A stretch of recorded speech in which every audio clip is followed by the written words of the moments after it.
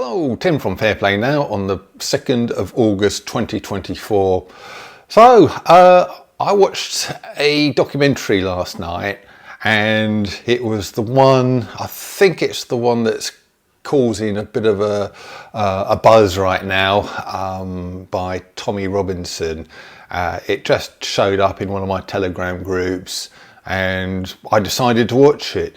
Now, I've never really gone on about the bloke on this channel before. I'm not a particular fan of him. That doesn't mean that I'm kind of not a fan of him either. I'm just neutral about the guy. Don't really know much about him, but I do know that he causes quite a stir, and he's got many people who don't like him at all, and many people who are avid supporters of him. So, because I saw this video in my one of my sort of Telegram feeds, and also in light of recent events, I thought I'd just watch it. And with an open mind, I wasn't really sort of expecting, well, I didn't know what I was kind of expecting, but it made for quite interesting viewing. Now, the video is basically about, you might recall the incident that happened here in the UK some years ago. Basically what happened was a white kid, both of these kids were around about 15 years old at the time, and a white kid kind of attacked a Syrian refugee who was at this school, also the same sort of age, and he was sort of knocked to the ground by the white guy and had a bottle of water poured all over his head and face. And at the time there was a huge outcry by the mainstream media, including the likes of Jeremy Vine and Piers Morgan, people like that, and many others, politicians, all sorts of people, saying how terrible the sort of poor, sort of innocent refugee getting attacked by this sort of white racist thug. That was essentially the sort of story as it was put out. And it appears that Tommy Robinson kind of went up to the school's locality, and he ended up interviewing quite a few of the teachers and other people, his fellow pupils, some of them, and other people who knew both the kids as well. And the sort of picture they painted was markedly different to what the mainstream media portrayed. Essentially, the Syrian kid wasn't a nice guy at all, apparently, according to these people who were interviewed by Tommy Robinson. In fact, he kind of went around picking fights all the time,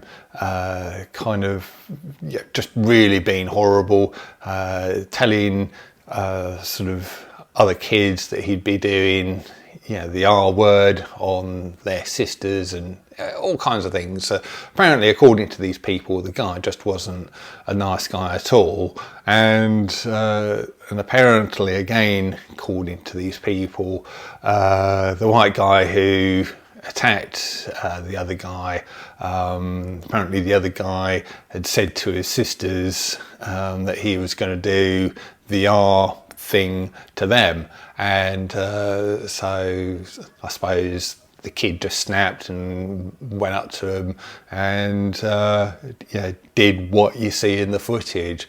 So although that's still not an ideal thing to do, it certainly wasn't, if this is true, a racially motivated attack. It was just some kid basically coming to the defense of his sisters. So a very, very markedly different thing. And then Tommy Robinson also uncovered the fact that a lot of these people were paid money to not say anything about the case, and that it was covered up, and yeah, they wanted to keep a lid on all of the stuff that he revealed, and basically to keep it as close to the mainstream narrative instead. So you could see why the guy, Tommy Robinson, was attacked, why he's so hated, because anything that goes against the narrative,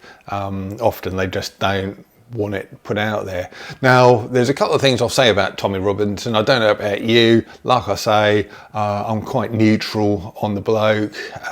He does seem to be quite a good journalist, although some of his tactics weren't ideal. What he did, these people who he was talking to expressly told them that they didn't want to be filmed, they didn't want to be recorded, otherwise they'd be in very hot water. But he went out and got these secret cameras and filmed them anyway, saying the things that they were saying that they told him. So I don't really agree with that. And he was justifying it that, needs must, the truth needs to be told. And, sometimes you have to use drastic measures to get to the truth. That's how he justified it. So it's a bit of a grey area. It's not what I would do. And if you've ever met me on one of the marches or anything like that, you'll know that I've sometimes asked people if they wanted to speak to camera, and if someone said no, I would respect that and I just wouldn't film them or sort of anything like that. So I'm sure many people watching this will have that experience with me, and I'm very strict on that. So that's not ideal. The other thing about Tommy Robinson that raises a bit of a red flag with me is the fact that he's got this other name as well, sort of Yaxley Lennon, is it? Or Lennon Yaxley, something like that. Why work under a pseudonym? Why call yourself a name when it's not even your real name? So that kind of raises a red flag as well. But overall, I found the film to be, the documentary to be highly compelling, and it's unlikely that these people, especially when you bear in mind they didn't know they were being filmed, it's highly unlikely they would have been lying, and it really does sort of paint an entirely different picture. And it also shows you how the mainstream media and its principal agents are sort of more than willing to ignore the truth if it means that certain things can be furthered. We saw that during the Lurgi, didn't we? It's funny how the two people that he mentions quite a lot, Vine and Morgan, in regard to this matter, were also, of course, as you all know, highly instrumental in demonising the likes of you and me, the Unveed, and people who kind of just went against the lockdown and Lurgi narrative. So, these people have got form, and I don't doubt that what Tommy Robinson revealed in his documentary was actual truth, was actually factual.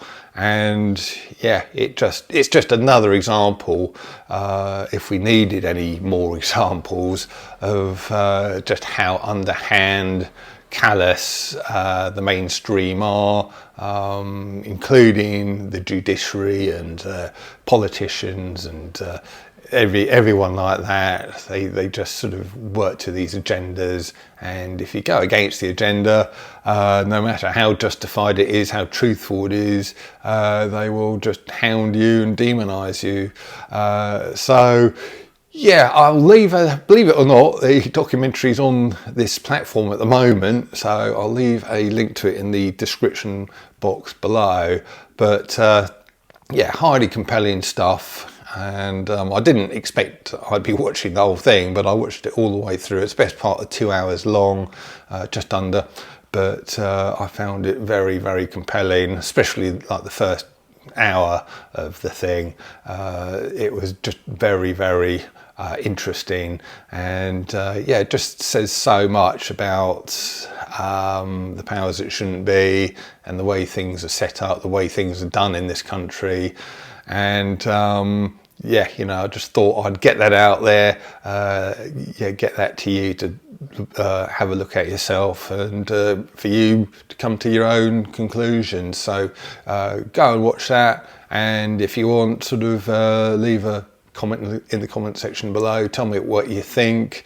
But I know there'll be people watching this who are sort of great fans of Tommy Robinson, and then others who don't like the guy at all. Like I say, I'm totally neutral on him myself, but I found what he uncovered, even if it was in a bit of an underhand way, to be highly compelling. And when you see the lengths that the powers that shouldn't be in the media and all of the rest of them are willing to go to further agendas, it just says to me that whatever you see portrayed in the media and on the TV, you really have to take with a pinch of salt, and certainly don't go off, you know, watch something on TV and then just go off kind of half-cocked, sort of, you know, going out and picking trouble, picking fights with certain groups of people, because at the end of the day,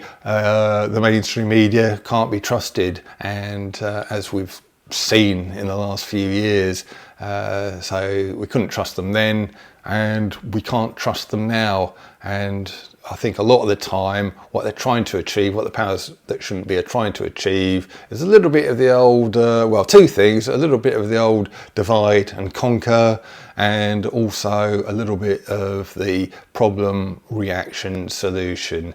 So yeah, we've already seen Starmer, in light of all this stuff that's going on currently, already saying about sort of restricting rights and things. So yeah, problem, reaction, solution. There's a huge problem, there's a huge reaction, and the solution is, oh yeah, we've got to take away a little bit more of people's freedoms to free speech and to protest and that kind of thing. So yeah, you do wonder what's going on with this stuff, and I wouldn't be surprised if not all is as it seems, not all is as it appears to the eye. So with that, I'm going to leave it, and I'll be back soon. Tim from Fair Play Now, thanks for watching.